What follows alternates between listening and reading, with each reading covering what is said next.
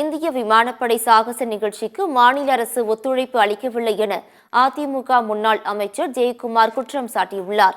சென்னை பெரம்பூரில் செய்தியாளர்களிடம் பேசிய அவர், மெரினாவில் குடிநீர், உணவு, தற்காலிக கழிவறை போன்ற எந்த வசதிகளையும் செய்து தரவில்லை என்றும் 15 லட்சம் பேர் வருவார்கள் என கணிக்கப்பட்டு போதிய ஏற்பாடுகளை செய்யவில்லை எனவும் குற்றம் சாட்டினார். ஸ்டாலின் அவங்க குடும்பம் மத்திய அரசு மாநில அரசு அதிகாரி எல்லாம் ஸ்டாண்டிங்லாம் போட்டு அவங்க மட்டும் எல்லாம் வாகனத்தில் ரைடு போட்டு மட்டும் பார்க்குறாங்க.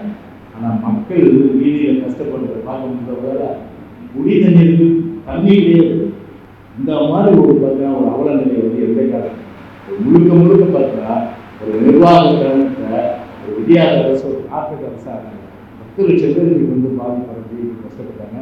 மக்கள் உணர்ந்து இருக்காங்க. அதெல்லாம் நினச்சி பார்த்து நீங்கள் மக்களுக்கு எடுத்து சொல்லுங்க.